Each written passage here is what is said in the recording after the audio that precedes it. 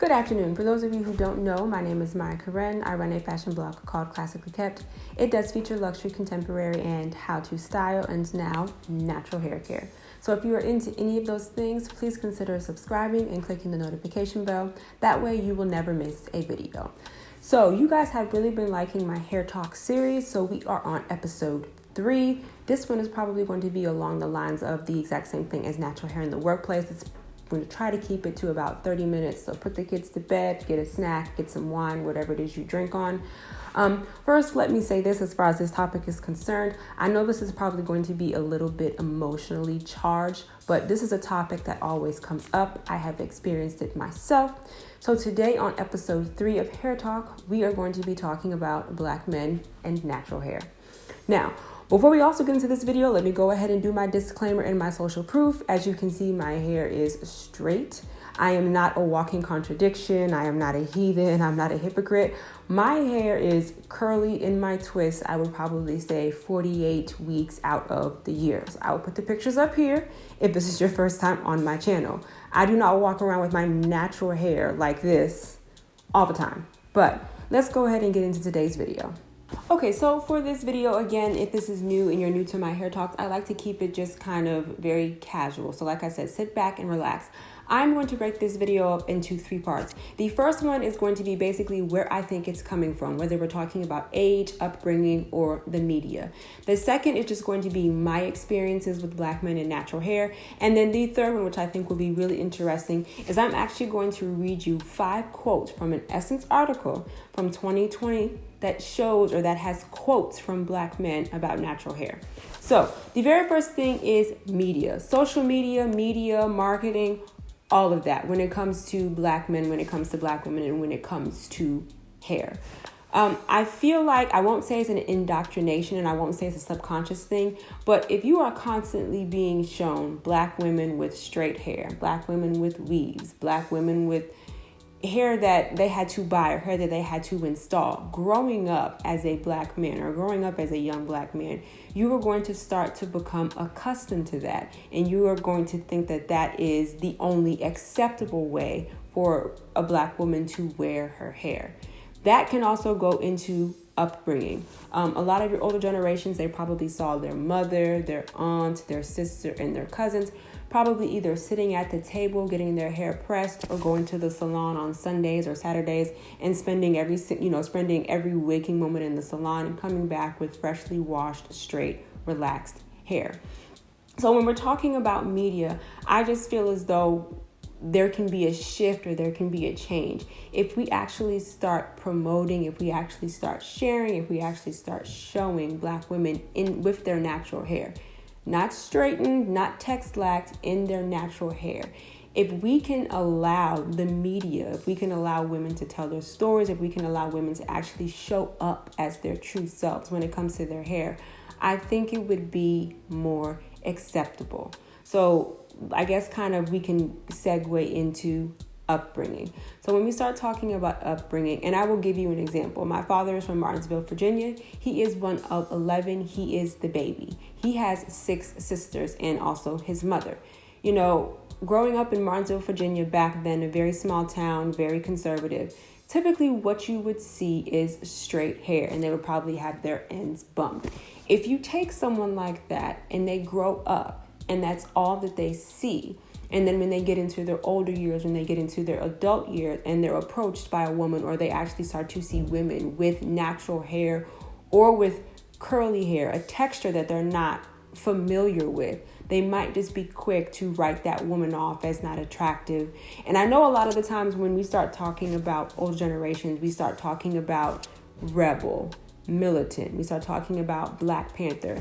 And I think especially for older generations who actually went through that, you know, one of the queens of the Black Panther movement and civil rights, Angela Davis, had a fro, light skin, wasn't changing for anyone. I think a lot of older Black men equate natural hair, especially afros, with militant, rebel, you know, Black power this, Black power that. And I think that when it comes to the hair, it's a statement. Like, it's I can't like just be a regular black person who lives in suburbia and has kids and is married and cooks and do laundry. I think a lot of people associate natural hair with being a rebel. A lot of your older generations. I will say this, as far as like media is concerned, it is getting better. It is getting better, and it's always getting better. But a majority of the commercials that you see, the music videos, the commercials, the hair commercials, even when you start talking about hair commercials, what is considered beautiful? What is considered long, flowing, luscious hair? It's a woman that is I won't even say of color. It's more than likely a white woman who has long, blonde, brunette, maybe even a redhead hair. When you start talking about beauty, when you start talking about hair, naturally curly hair that you would typically see on a black woman is not considered beautiful. And I think that has actually overflowed into the black community. As far as talking about beauty, you will find a lot of black women, just a lot of black people in general, are trying to conform to, or trying to adhere to, or trying to achieve a beauty standard that was never meant for them. And it's never going to happen. Okay, so now let's kind of segue into older generations against younger generations. And I actually find this quite interesting because I find it's kind of like 50-50. And what I mean by that is when you start talking about older generations, I have actually gotten compliments from older men as far as my hair is concerned. They like it just the way it is, don't change. We just start having casual conversation. This is just in, everyday life. I find that some older black men, they don't care as long as you have hair on your head. Then you have your older black men who are more conservative, who just won't even touch it with a 10-foot pole. They don't want braids. They don't want weave. They don't want anything that's fake, but they still want you to have straight, relaxed hair. As far as your younger generation is concerned, I also kind of see 50-50. I would say that it might be leaning more towards be yourself, be who you are, especially Gen Ys. I would say about 50-50. You have some young men who could care less as long as you have hair on your head, or they could care less if your hair is shaved. Then you have some who have either grown up conservative, or again, that's all that they've seen, so that's what they expect, that's what they accept as beauty. I have also gotten compliments from men of my age or from younger guys. But then of course, I've also gotten, different reactions from both. So I would say, I think it's 50-50. I would say as far as the younger generation is concerned, I think those comments or those stares or those concerns of what someone might think if they were to date a woman with natural hair, I think some of those concerns come from, especially right now, again, media. If you get on Facebook, if you get on Instagram, if you get on Snapchat, if you get on TikTok, you are seeing a lot of African American women wearing, I think they're called like lace fronts, invisible fronts, closures. I don't know. I'm the wrong person to be talking about weave. But I'm saying that because if you see that, it's everywhere. If you go on Pinterest, they're selling wigs on there. If you go on Instagram, they're selling wigs on there. And I will say it does look good. It does look nice, but it's not natural. And I've seen some of the way that these wigs are installed. I've seen how long some of these things take. And it just seems like a lot of women wouldn't go to the lengths that they go to if they knew that black men would find them acceptable or would find them beautiful just the way they are. And I hate to say that, but I truly think there is some truth to that. I really think because black women are the number one people, when you start talking about economics and when you start talking about hair products, black women are the number one who will spend gobs of money. Caucasian women are right under them, but black women are the number one who will spend exorbitant amounts of money and time and hours doing their hair. And I truly think that a part of it, number one, is because it makes them feel beautiful. But number two, they want to feel beautiful to their counterparts. They want to be accepted. They want to be approached. They want to be loved. They want to be flirted with. I have actually heard black men say, I would rather date a woman with long weave to her all the way down her back, as opposed to a woman who has dreads, as opposed to a woman who has a fro, as opposed to a woman who just wears her hair out and natural because they find it more attractive. And my question to that black man is, why? Really sit and think about why you find that attractive. It is a standard, like I said in the previous, or like I said earlier in the video, it is a standard that a black woman will just never live up to.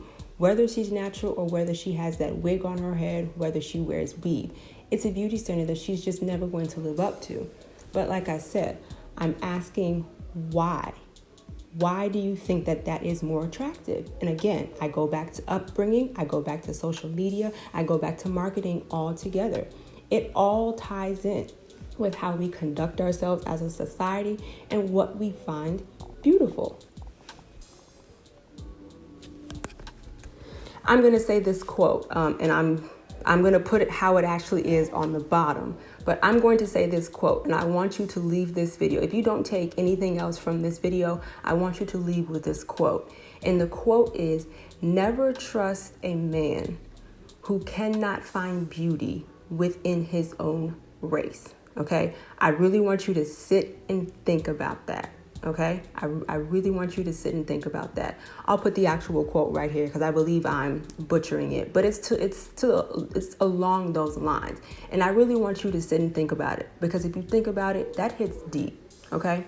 Okay, so my experience as far as natural hair and black men, I will give you 5 examples. So the very first one, that's not all, but I'll just keep them brief and short. So the very first one is I was in college. I would probably say that this was maybe like a couple of months or like a year after I had gone natural. My last relaxer was December 22nd, 2010. So I had actually gotten my hair straightened because I was going to be a part of the fashion show for Homecoming. Again, the exact same thing. The director of the show wanted everyone's hair to be straight. I had not been natural for that long, so I went to the hairdresser. This was the only time in my life that I had ever gotten weave. For me, it was the most worst experience ever. I was itchy the entire time I had the weave in. So my hair was straight. I'm walking into the student union. I will not, in all of these situations, I will not name names. And then when I start getting into the actual quotes from black men, I will not get into names. I'll get into age and where they're from, but I'm not getting into names. Y'all might know some of these people. But I was walking in the student union, minding my own business. And I'm walking, and someone that I wouldn't consider a friend, but I would consider we had a rapport or we were cordial. He walked over to me and he was like, "You look better with your hair straight." For my women who are natural, I know this has been said to you before, and I am here to tell anyone who has said that to someone that that is not a compliment. You telling me that I look better with my hair straight is basically telling me that I look ugly with the hair that goes out of my head. Basically, you're telling me that when my hair is curly, I'm not attractive, I'm not beautiful. I'm not living up to that beauty standard, okay?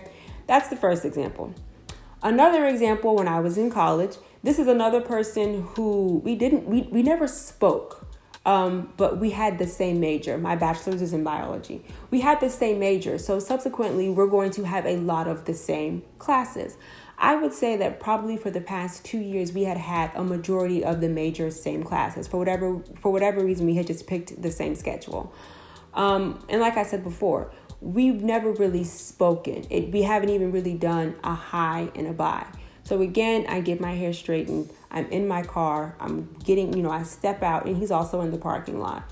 And he's just staring me down. And I was trying to figure out, what's going on? Is there someone behind me? What's going on? Because like I said, I see this person all the time, but we don't speak. So finally he spoke to me and he was like, "Hey, how are you? You look really nice. Can I get your number? Can I take you out? You look really, really, really pretty. What's going on? Do you have a boyfriend?" I'm not going to say out loud that it was because my hair is straightened that he actually approached me this time. But I just find it very convenient. I find it very easy that all of a sudden now, for someone that I had been going to school with for the past 2 years and had the same classes, that all of a sudden now when you see my hair is done or my hair is straightened, that you now want to approach me. You now want to have conversation. Okay?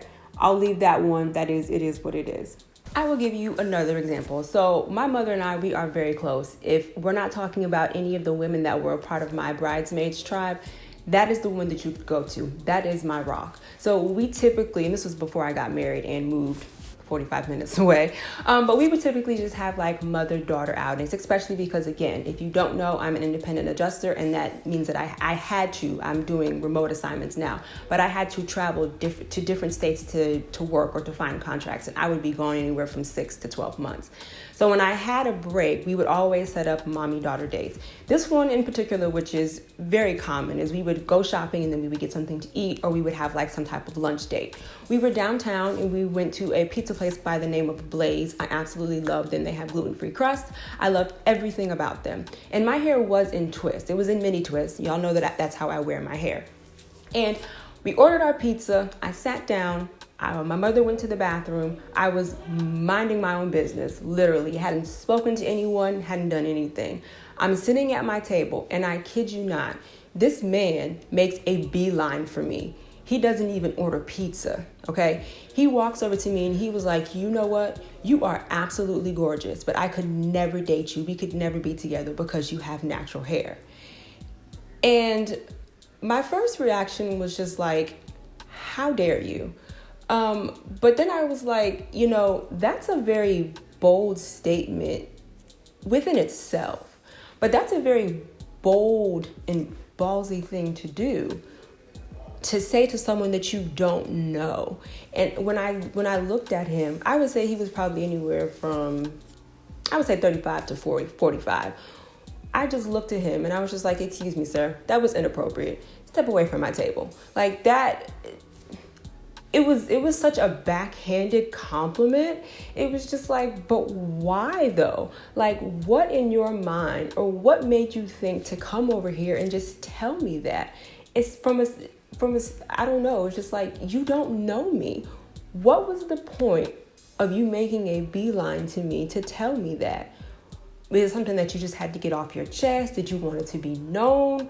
Was I in that moment supposed to just start crying and break down, and then the next day go to a salon and have my hair relaxed? Like, I guess my point is, or I guess my question is, what was the point of you telling me that? I've never seen that man. Well, I probably wouldn't even recognize him. But we're never going to cross paths again. But you really wanted me to know that. And I find that a little, not disturbing, but I find that a little jarring because, like I said, you don't know me. What was the purpose of you doing that? Last one. I believe I was on a date with someone. Now I will give him the benefit of the doubt for this, because when he met me, or when he approached me, my hair was straight. So then we go on a date and he sees, and I can see it in his face because his eyes get big when I approach him to sit down for the date. Sit down, we're in conversation, having great conversation, and then just very abruptly he asked me, so when are you going to get your hair done again? I subsequently told him my hair is done and this is the end of the date, and I'll even do you a favor. We can go Dutch, but this will be our last date. You asking me when I'm going to get my hair done just lets me know what type of idea you already subscribe to. Like I said, I will give him the benefit of the doubt because when he met me, my hair was straight. But I didn't think that I was going to have to give him a disclaimer the next time that we met. Okay, so now I want to read to you 5 quotes, and there are many more in this article, and I will actually link it down below. This is an article from Essence, which I found very interesting, from October 29th, 2020. So this is last year, and the question was, what do you think of Black women and their natural hair? So I'm going to read you 5 quotes. Okay, the first one is from a man. He is 32 and he's from Chicago. It reads, I like natural hair. Yeah, I do. There is something about a girl who can rock natural hair. She's a little more edgy, a little more secure with herself. And I guess I can appreciate that. Being natural, since 2010, I wouldn't necessarily say that my confidence has gotten better or it's been upped a little bit. I would say that it's probably stayed the same. But I guess like I said before, militancy, edgy, rebel, I'm not a rebel. I'm a normal person. I do the normal things that every other person does. So I guess when it says she's a little more edgy, a little more secure with herself, I can appreciate that, and I can take that as a compliment. Okay. Next is a man. He's 23. He's from Washington, D.C. He says, I like straight hair for the most part. I just think it looks better. And I guess I become accustomed to it growing up with my mother and sister. Remember, I referenced that back in the beginning of the video. They always wore their hair straight, so that's what I'm used to seeing. However, I'm not a fan of weaves. They just rub your face and it feels like basketball shorts. It doesn't feel good. So he doesn't necessarily like natural hair. He likes straight hair, but he doesn't like weave. Okay? This is another guy. He's 23 and he's from Washington, D.C. And it reads, my preference is typically curly. It just does it for me. It's a natural attraction. I've never stopped dating a girl because she cut her hair. My current girlfriend is considering cutting hers. Ultimately, it's her choice, but it is a touchy subject. That it is. It will always be a touchy subject. Age 22, this man is from Virginia. I mostly like relaxed hair. I'm not into the whole nappy thing. I think it's a cool look, but I just like the clean look of relaxed hair. It's a preference. Yes, it is a preference. I take issue with clean look. My hair never looks dirty, and I always look put together. The last quote, which I found interesting, and this man is older. So he is 42, and he is from New York City. I think long hair is a good look for taller women, but shorter women with a small face look nice with short hair. I don't like that nappy hair all the time. If she likes long hair, I like it. But if she has short hair and it doesn't fit her, then we might break up. There are a few issues with this statement. And I find it interesting that number one, he's 42. And that number one, he's actually from New York City. So I equate New York City with not necessarily land of the free, but I equate New York City with inclusivity in diversity, because you have pride, you have black, white, Latino, it's a melting pot of North America. So I find that very interesting. Now, I will say, because of his age, I do understand his statement, because remember, that goes back to what I was saying as far as upbringing and what they're accustomed to. So that is all that I have for you guys today. I would love, as a matter of fact, I already know the comment section is going to be buzzing.